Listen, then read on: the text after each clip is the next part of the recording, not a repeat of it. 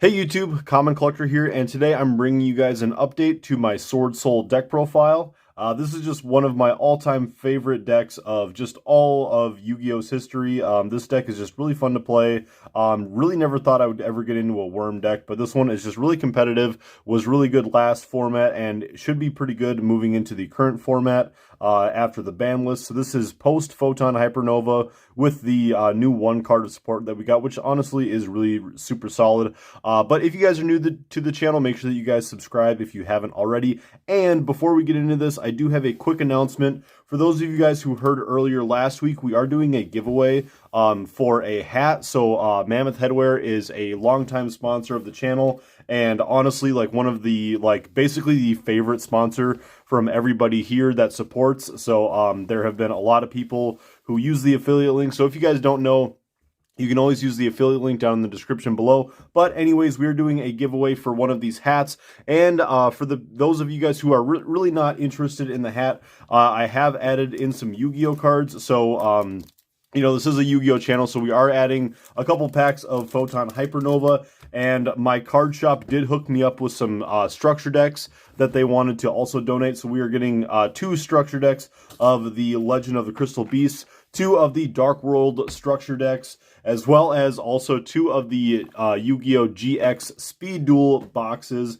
and 2 of the Blue Eyes structure decks. So if you guys want to get your hands on all of the product that you guys see here, all you guys got to do for the giveaway is to leave a comment on one of the videos between now and when the giveaway ends. And the giveaway is getting extended to Thursday, February 23rd until 7 p.m. Central. So again, if you guys are interested in this, I know this is a long intro, but if you guys are interested in winning the hat as well as winning some of these sealed products, all of this is going to go to one winner. So I think it's going to be really, really fun to do this one. So anyways, like I said, the date has been moved from Valentine's Day to just the 23rd. That way extra people have extra time to get entered. But anyways, let's get on into the profile. So obviously we were playing 3 copies of Swordsoul of Mo-Yi. This card is just, you know, the best starter of the deck that you want to be able to get to as quickly as possible. Being able to add a card to your hand, being able to draw a card from your deck to your hand when you synchro it away is really good. Then we have our 3 copies of Long Yun, and the burn damage is just so good with him, considering that we have the Synchro Long Yun as well to be able to do an additional like 2,400 damage to your opponent. It actually does come up being able to burn your opponent for that much damage. Then we have our 2 copies of Swordsoul of Taya. This card, honestly, like, I almost consider playing it at 3 sometimes, because if you can open up like Taya, Long Yun, and then like even a Tenyi, it's enough to get you going, and then you can still like use Taya to dump Mo-Yi and be able to search with Chi-Chao to get your Swordsoul Monster Reborn card, the Sacred Summit, and then you get Mo-Yi and all that stuff. So honestly, it does work really well, but still just playing it at 2 is a pretty good ratio. Then we're playing 1 copy of the new Abyss Dragon Swordsoul. This card is just super good for the deck because while it's in your hand or graveyard, if a card gets banished, you're able to special summon it to the field, and then you're able to pop one of your opponent's monsters and a card in the field spell zone. So really good just to be able to get this guy out onto the field. If your opponent is playing like Fluanderies or something, or just whatever relies on the field spell, which is a lot of the meta decks nowadays, they usually have a field spell. You just get so much advantage off of getting him onto the field, and then he's just a 3,000 attack beater. And then we are also playing 1 copy of the Iris Swordsoul. The main reason why I like playing this card in this deck is because you do have a lot of room for hand traps, so we are playing a lot of cards that say negate. We also have a lot of cards in the extra deck that also allow us to negate things. And then also along with this, if your opponent hits you with stuff like Dark Ruler No More, or they're trying to break your board with an infinite impermanence, then you have this in your hand as a backup to be able to special it onto the field, sort of protect your life points. And then also, if you're, then you can try to draw 2 cards from your deck or whatever it's going to be. And then if you draw into 2 hand traps, then you're going to be really, you know, I mean, even if you just draw into one hand trap, that's just kind of what you're hoping for. So overall, just kind of a fun card to play as a one of. And then just also having the one copy of the Abyss Dragon Swordsoul. If you have like a Swordsoul Emergence and you've gone through all of the other Swordsoul monsters, the Taya, Moyi, and Longyun, then just having that extra name to be able to search for him, add him to your hand, and then try to call on him later is just really, really nice if you're not going to be using the Iris Swordsoul. Then we have our 3 copies of Ecclesia, which is basically a honorary Swordsoul card. Then we're getting on into the Tenyis. We got 3 copies of Ashuna, 2 copies of Vashuda. Kind of knocked the ratios down just so that we could play some other cards. But yeah, only 2 copies of Vashuda now.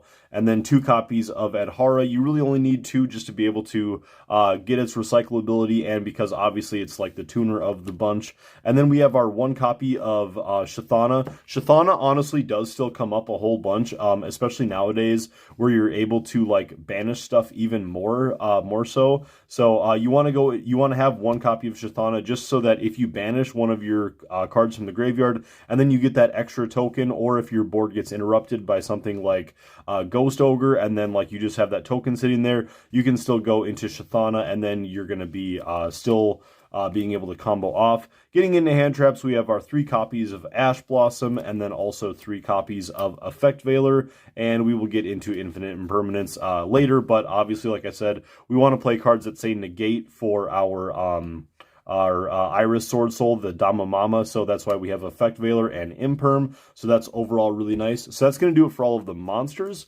Let's get into the spells. So for spells, we have our 3 copies of Swordsoul Emergence, not really needing any explanation here. This card is just super duper good for getting you the resource that you need to your hand. Then we are playing 2 copies of Heavenly Dragon Circle. Now, you guys probably noticed by now that I'm not playing the Bestials in this deck. I think Bestials were really good with this deck last format with all the Tearlament cards bouncing around, but now that there's a lot more different kind of decks that are going to be floating around, I think Flu is still going to be playing around a little bit in the rogue category, and then we're still going to be seeing like a lot of Kashtira and stuff. So we are going to be seeing a lot of different attribute type decks. So having Heavenly Dragon Circle to dodge stuff like Imperm, Effect Veilers, and the like to be able to get around those kind of things is overall really nice. But if you guys do want to eventually use a Bestial package, you could probably go ahead and take out the Damamama, and you could even get rid of like the Effect Veilers and get rid of the Heavenly Dragon Circles and then put in Bestials. That's just kind of my advice for that, because I'm sure that I'll get the question in the comments eventually.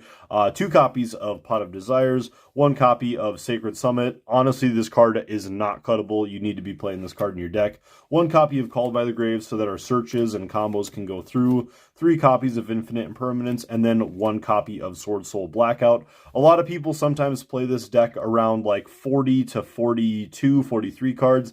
I kept this at a solid 40 just so I could make sure that I get to the cards that I need to be able to combo, because I want to be able to see like Moyi and Longyun in my opening hand every time. That way I can get to Sacred Summit and be able to use Taya with Sacred Summit to be able to make sure that I can combo fully and get at least three synchros on the field in my opening play. But getting on into the extra deck, I kind of just assorted these by level. So we're going in with 1 copy of Yazi, our 2 copies of Baxia, starting off with the level 8s here, or moving on to the level 8s. Then we have our 2 copies of Xichao. This card, it feels like you could play it at 1, but then like you get into grind, and same with Baxia, like just to like play a little bit more variety. But overall, it's just really nice to be able to play 2 copies of each of these. That way, if you need to have that second copy, you can rely on it. 1 copy of Draco Berserker of the Tenyi. 1 copy of Adamancipator, Risen Dragite. I know that a lot of people like to cut this card, but honestly, if you're gonna, a lot of people like to go into Draco Berserker. I really only go that route if I get locked into worm monsters, but my ideal board to end on is the Quizong, Longyun, Xichao, and then also going into Dragite. That way I have a monster interruption, I have a spell trap interruption, and then I also have an burn damage and banishing interruption. So like overall, like a lot of your bases are covered that way. One copy of Crimson Blader. Crimson Blader is going to be really important these days, going up against Bestials as well as Kashtira, so this card is just super duper good. One copy of Xiaofang, just to be able to floodgate your opponents. These are kind of your two floodgates of the deck.